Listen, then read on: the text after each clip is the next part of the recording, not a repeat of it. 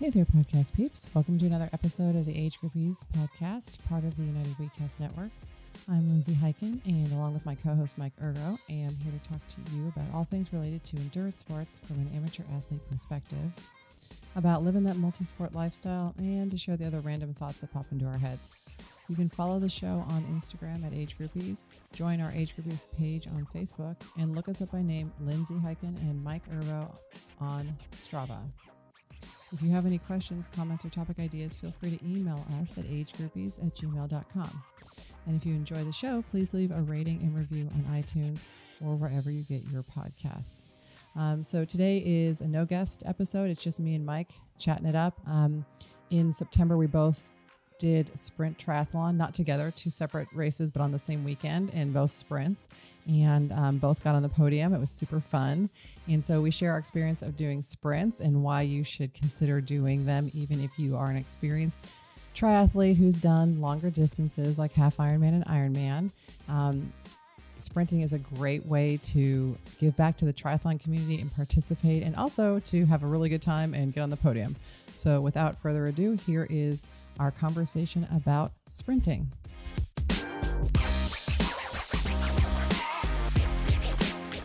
Lindsay, we are back together again, and we still need to talk about a couple of months ago when we both crushed it on the podium at our respective local sprint triathlons. Yes, that was fun. It's fun to get on the podium, even if it's a small race or whatever. It's so fun because you're like, I'm up here. You know? That was my first time being on a podium. That was my first time. It was so cool. I didn't expect it at all. Yeah, and we were going to break this down. The reason we waited this long is because you went on vacation right afterwards, and then of course we were jumping in mud pits and playing Tough Mudder for a weekend. Now here we are. I want to hear about your race. It was up in Folsom, right? Yeah, the Folsom Women's Triathlon, and super fun race if you are a woman and you want to go do one next year. I highly recommend it because it's at like Granite Bay, and so you swim. Well, no, you swim in Folsom Lake, but I guess it's called Granite Bay Park or something like that. It's like there's a whole park next to where you swim, and so when you're riding around in the park area and also running. So there are no cars on the road, which is awesome. So you can just head down and ride. I shared this earlier when I did the podcast with Corinne and Amy. That the lake has a current, which I wasn't anticipating. So that was fun. So you actually have to sight away from the buoy, or you won't make the buoy. You swim straight out. If you just try to swim straight out, you're not going to make it. But the other thing is, it was windy and so choppy, and I got motion sick on the swim. Did you throw it? I sure did. So Corinne and I were swimming next to each other, and it was going well. It was like perfect pace. We were right by each other, and we were kind of towards the front of the pack. And I was like, oh, this is perfect. I can swim with my girlfriend, a good pace for me. And I looked up to sight. It was big enough, choppy enough that like when you look up to sight, the buoy sometimes would disappear. Like you have to wait for the wave to go down to see. Yeah, that's pretty solid, especially for a small lake like that. I was shocked, right? And so it's weird. It's like different than the ocean, because I feel like the ocean, whenever I've been in the ocean, has been bigger swells, like woo. This was like whoa, this is all from the wind. Yes, and it was gnarly. So I look up to sight the buoy, and it kind of goes, and my stomach flipped over, and I was like, wait, what is it? And I just kept swimming. I put a couple strokes down, and then I went to sight again, and all of my granola from the morning just was, all of a sudden it was in my mouth, and I was like, oh God, and I just like threw up in my mouth. I had to like kind of start breaststroking for a minute just to get my shit together. I mean, hold on, we skipped over something really important here. Huh? Now, did you re-swallow the vomit granola, or did you spit it out and pollute your fellow swimmers? I for sure spit it out. Well, first of all, it was There's no good answer, is there? No, and I mean, here's the thing. In my defense, I will say it was like everything I ate in the morning. So it was like all my coffee, like my cheeks were full. I was like, you know what I mean? I'm like, I couldn't have really, so maybe if I'd like gotten on my back and just choked down a bit of it at a time, but I was like, I gotta get back to swimming. So I did pollute. So this is the thing. I did try to swim because Amy and Corinne and I were headed, kind of a good line towards the boot. I did go a little bit to the side and tried to like empty my mouth. I didn't want everyone behind me to just have to swim through granola vomit. So, and at that point I got back in the swim and it was fine, but I definitely lost some time just going up to the side and breaststroke and clearing my mouth out. Plus I felt a little queasy. Yeah. It took a little bit for me to get, but of course, because I completely emptied everything, I did start feeling a little bit better. There was just nothing left in my stomach. And so that was good. I got out of the water, and I think Corinne was like third or fourth out of the water. So if I stayed with her, I would have been in a good position. But as it is, I probably came out middle of the pack, which is normal for me. Normally, I'm not in the front unless it's a really small race. But so bike ride I was a little hesitant because the knees still having a problem. And it was like a couple loops of this, like you go out and back and up and down, it's very sharp little rollers, but it's just like up, down, up, down. So it's not, you're never just going straight. Flat but you're never really climbing for very long, just up, down, up, down. So did you know your position in the race at this point? No. No. How were you approaching it? Were you trying to go as hard as you could, or you were just kind of going for fun? No, I was just going for fun. Amy and Corinne wanted to do it, and because they had been spectating at Santa Rosa, and they were like, "We want to do one with you." And so I said, "Great, let's." And we signed up for it. And I did no training, I rode a little bit, ran a fair amount, and swam some, after Ironman before this thing. But I had no actual training program in place. I was just doing whatever felt good after Santa Rosa. So I think we talked about this before. It's like I just was doing whatever, a lot of trail running, just Yeah. I like unstructured workouts. Yeah, totally. So I had some fitness, but not a ton. I had been doing a little more strength, which I think probably actually helped me, considering I wasn't doing a lot of actual riding or running or whatever. But so I got through the ride. And actually towards the end, after I hit a certain part in the second loop, I knew that it was going to be a little less rollery on the way back, and that I was going to, I can't remember if I did, I think it was 2 loops.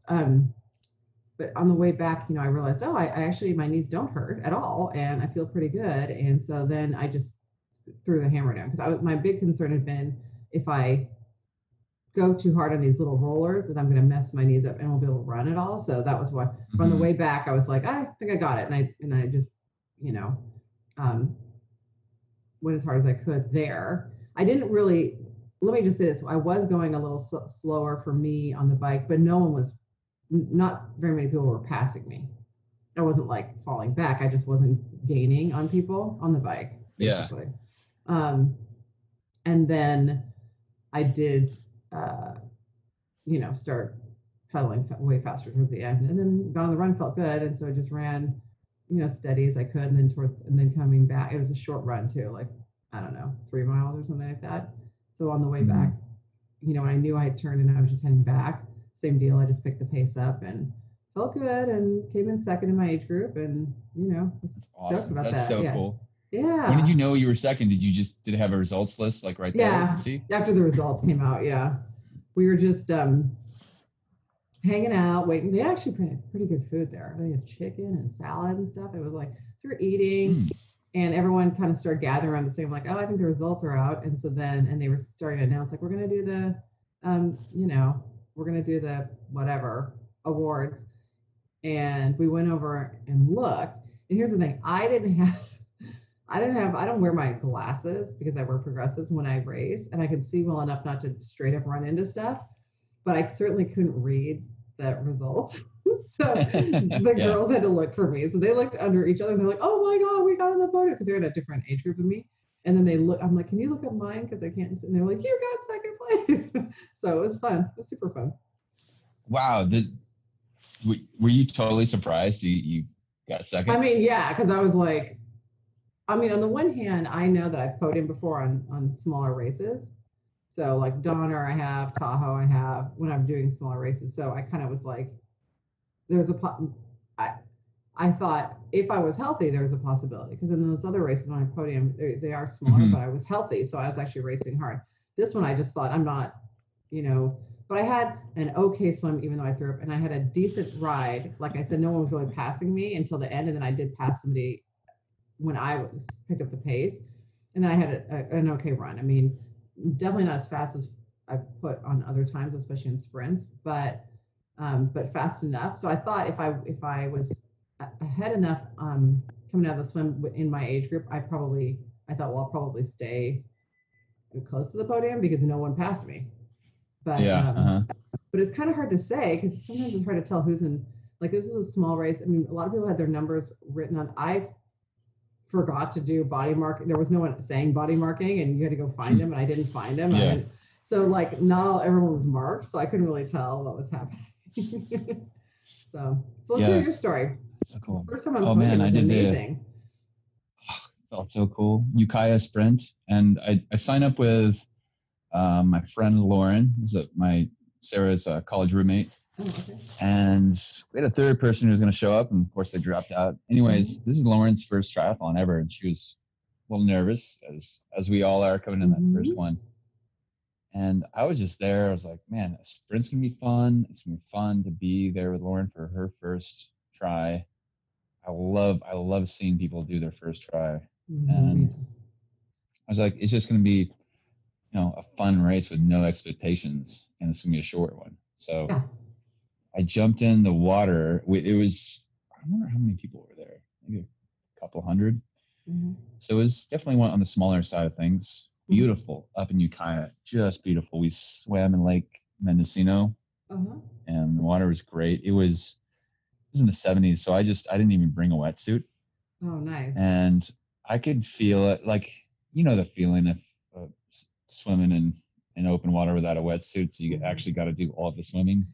Yeah, I don't know that feeling that well because I won't do it. But yes, I've been in it when I'm not racing. Yes.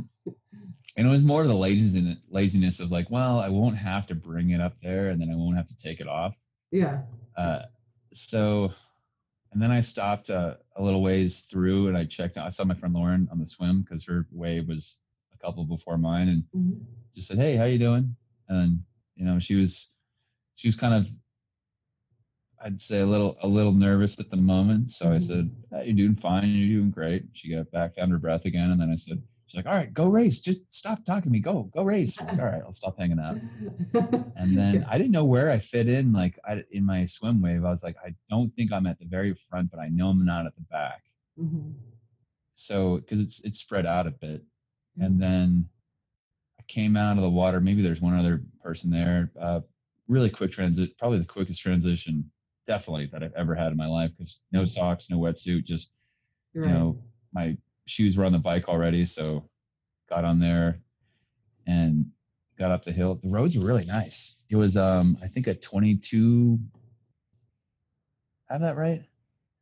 Because the bike was more like an Olympic, and the swim was more like an Olympic, but the run was just a 5K. So 20-something mile bike ride, and I felt pretty good. I was just kind of cruising along, going at a faster, steady pace, and I didn't have any mind, like I didn't know where I fit in. But the cool thing was I noticed I was passing more people than I was getting past, and I'm used to the Ironman world where I'm just getting passed, pass people like, passing. the thought crease. Oh God, yeah, exactly. Yeah, see you later. Have fun. Save some food at the finish line for me. Yeah, it's like, so this is what it's like to pass people. So cool. Yeah. But I started thinking, like, I don't know, maybe I can podium, or maybe I have a chance of placing.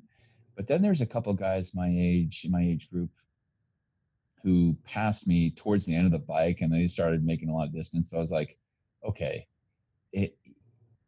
those probably aren't the first and second place guys. So like that's out of the picture, but I'm just gonna keep going because I was feeling good. And then I got off the bike, started running, and I'm so glad I didn't look up the course because I would have psyched myself out. So it's only a 5K run, but the first part of it goes across a dam. And again, I'm doing sockless, so easy transition, nice and quick.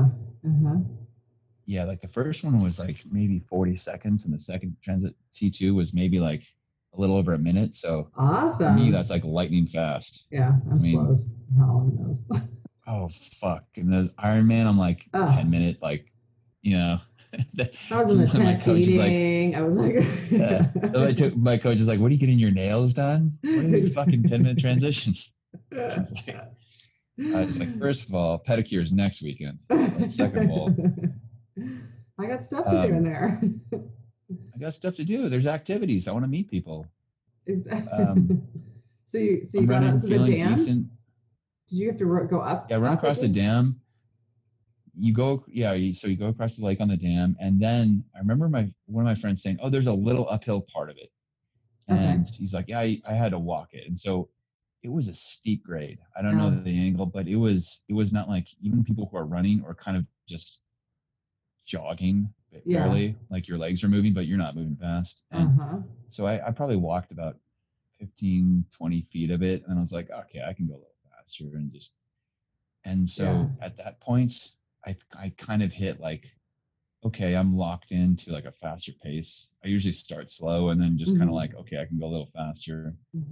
And then I was pushing myself a little more. And so I guess I was building on this. And then I realized it's like, when the fuck is this hill going to end? Because it wasn't ending. And then I was like, we reached the turnaround point and then we just go back downhill. So I was like, half this fucking run is uphill. I'm so glad I did not look this up. Yeah. Wait, he's like, there's a little hill at the beginning. You mean the first half of the race is uphill? Those are two completely different. Thanks for the description, bro. I was happy you said that though, because then I didn't like, if I had thought of like a whole half of the race, half of the run is going uphill, that would have just fucked with me the whole time. So I'm glad that my lack of preparation didn't psych me out. So yeah, that's awesome. And then so I hauled ass, came in, and I didn't think I placed at all. I know I passed a couple of people who were walking up the hill that were in my age group, and I was like, all right, cool. And then I started thinking like David Goggins styles. He's like taking souls. I was like, I'm gonna take that fucking soul right there, catch up to them, pass them, and I'm like, okay, because I have this conversation in my mind, like, all right, we don't need to do more. You don't need to prove anything. And then that other part, that devil just goes, fuck that, take that motherfucker's soul right now. And so I catch up and pass them. And then the other part of me is going, we're kind of tired. Just relax. You have nothing. Fuck that, take that soul, take that fucking soul. So I took a few souls on the way over and then finished. Nice. And I was about to leave actually. And I think I went to take a picture of Lauren had your son, I think it was like 3 years old, and like it was a miracle that he stayed the whole time anyways. So they were taking off, and I was going to take a picture of her results because she wanted that, and I was like, I wonder what I got. I was like, holy shit, 3rd place. I've never that would have been such a bummer if you had like gotten home and looked online and been like, Yeah, I did that once for Trail Half Marathon because I got 3rd place for that, and I just didn't. I didn't have that mentality that it's a possibility that I could be at the top. Right. I got the medal, which is cool, but having the podium, even for a small local race, is like it changed my mindset. I was like, oh, this is you can go hard and you can try to win. That's okay. So it's okay to it was try fun. I mean, I did everything I could really, like, not to set myself up for success anyways. Like I didn't bring a wetsuit, which would have like cut my swim down quite a bit. I would have and maybe probably a little fresher on the bike. The night before I stayed up really late, probably only got like 3 hours of sleep and ate shit food. Like I was eating I was doing my dirty thing. I was eating red vines and probably ice cream. For shame. Oh yeah. Oh, we've got a ton of red vines at our house right now. Josh is back on the crack. Yeah, just one. Okay. Right. Yeah, there's and the cool thing about the sprints is it reminded me of why I just love the sport, because I stayed to the end. I was trying to walk off, and a volunteer was like, "Hey, the last person's coming through. Let's clap for them." And so we all clapped for this person coming through, and it was just so fun to be around that vibe. And it's not as big of an investment as like some of these bigger races. But the thing is, like, is a sprint easier than the longer distance races? Not necessarily. Not if you're going. Not if you go as hard as you can. I mean, hard. Right. They're different. They're hard in different ways, I think. But like, I mean, a sprint, if I go hard on any kind of like sprint type of activity, that place where my mind is like, I'm ready to quit, gets to me really way faster. Like on something longer, I'm not going as fast. So it takes a lot. Like I could do like on a half Ironman, I can get through almost the entire ride. And then my mind is like, I don't want to do this anymore. But on a sprint, like within a few minutes, my mind's like, because I don't want to do it because it hurts, right? Early if you're going fast. Right? So different mentality. So I'm glad I stepped up to it. Really glad I didn't just lollygag and give up on myself. So thank you, David Goggins, for my podium. I owe it to you. I'm considering doing Donner Try. It's end of July. Just put it out there. Sounds fun. Have you done it? Ooh, maybe we did an Age Groupie event. No, I've been up there the same weekend, and I think it was like Ragnar was the same weekend up there. So I sniffed it. I smelled it. I saw the bike course. Well, I'm just saying, if you want a small race that actually is pretty well attended, though. I mean, it's not tiny, but it's not like some of these huge. Obviously, it's not like some Ironman event, but it's an awesome race, and they have a super sprint, which is so fun. It's a short swim, like 400 or 500 meters. So you just go as hard. Like I just like windmill my arms as hard as I can and get around the thing. Just go as hard as I can. And then the bike ride on the sprint. They also, by the way, have an Olympic and a half the same weekend. So if you want I saw that. Okay, they still have it. Awesome. But the super sprint is fun because you get out, and then you ride. All you do is ride up Donner Pass and turn around and come back down. That's the whole ride. So there's no warm up because the transition's at the bottom of Donner Pass. You just got on your bike and you're like, and I'm up. So you're just like 3 mile or whatever, 3 or 4 mile climb and then right back down, and then like a 3 mile run or something, 2.5 mile run. And so you can just sprint it out. It's such a fun race. And I mean, there's challenges because there's no oxygen really. It's a little bit higher altitude, but oh God. Yeah, but it's swimming at altitude. That's an ass kicker. I love it. Yeah, no, it's great. I'm gonna do the sprint. I'm sure because I don't want to. I'm getting ready for that Trans Rockies run. Will just be like a week or two later, so I'm not going to try to kill myself. But I have seen people doing the half. I mean, it's pretty gnarly half because you go all the way up and over to Cisco Grove, and then turn around and come all the way back up and over. So you're doing all sides of Donner Pass twice. So that's a lot. And then running around the lake. Yeah, so it's a lot, but just putting it out there. We'll be there. Okay, well maybe we make this an Age Groupies event and get all of our Age Groupies out there. Yes, exactly. Oh, speaking of which, I'm going to put this on our social media, but I just got sent today. I'm doing the hot chocolate, and I know some of my friends are doing it, and I wanted to just do a little Age Groupies thing. So I reached out to the race directors, and they have sent us an Age Groupie discount code for the hot chocolate run in San Francisco, which is in January. You can do the 15K or the 5K. So I will put the discount code on social media I guess tonight, but this is going to be heard after, like probably like 2 weeks after I put the code up. But if you didn't know already, it's up there. Yes. And if you sign up through the Age Groupies discount code, not only do you get a discount, but you get a hot chocolate running cap as well as the regular swag that they give out. Awesome. Do the hats look cool or do they suck? Oh, hot chocolate is the best swag ever. The jackets are always like great. They've got good stuff. Like I actually almost all right. like I've signed up for that race so many times because I just wanted the freaking. And in fact, that one year we had like torrential downpour and the thing was practically, it was almost what's it called? Canceled because it was raining so hard. I didn't end up going because it was just buckets of water.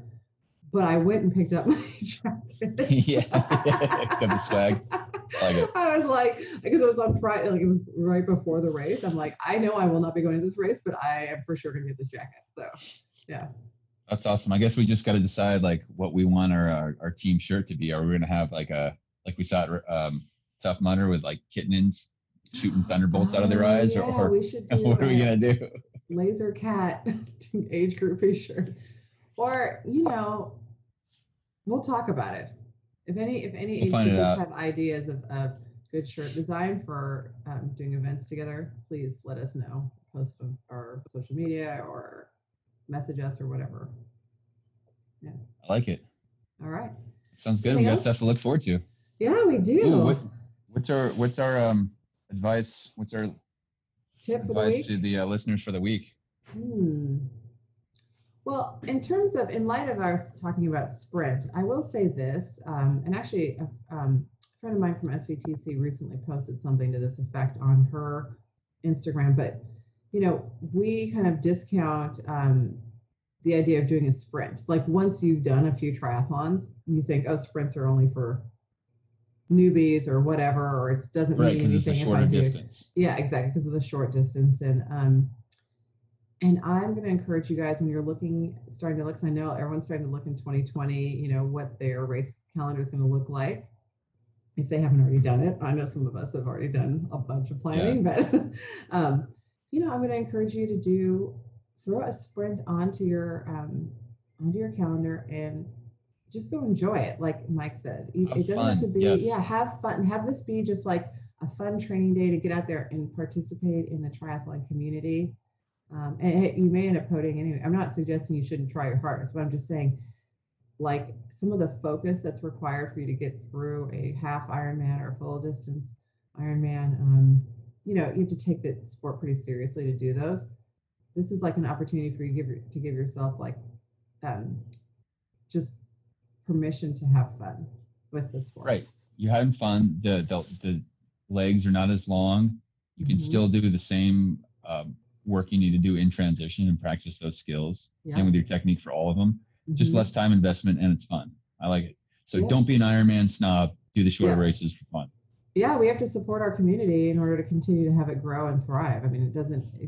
All the support can't just only be for long distance races, and everyone's got a tri-bike and a teardrop helmet, and we're all super fast. I mean, we got to let's support these races those race directors that are putting together really good races and making a big effort, and they're smaller and they have sprints and stuff, but that's how people get into the sport.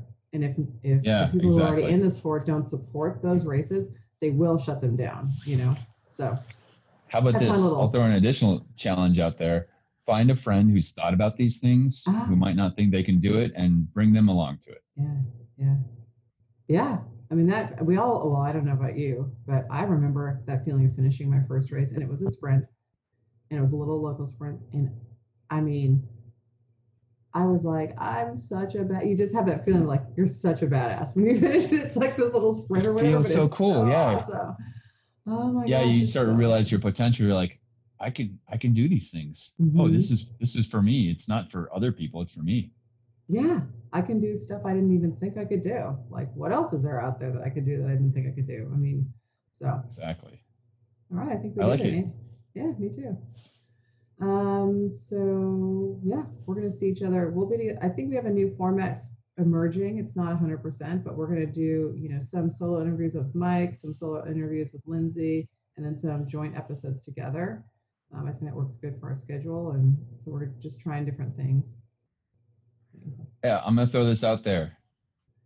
We need some more reviews on iTunes, guys, or Apple Podcasts, or whatever they're calling it now. You know what? Send us some reviews, screenshot them. We'll read them on our next episode. I thought the last one, I think, is in February, guys. Oh yeah, it's been a while. And girls, it's been a while. Let's get some reviews up there. We'll read them. We really appreciate this in advance, and we're gonna pick one that we really like. And I'm going to send you a tube of Zealios sunscreen. Ooh. And it's legit sunscreen. It's made by a ginger. It's 4 gingers. It's kind of like our version of Boo Boo. you can support this podcast and keep yourself from getting skin cancer at the same time. So it's a win-win. Win-win. All right, peeps. We'll see you next week. All right, later. Bye.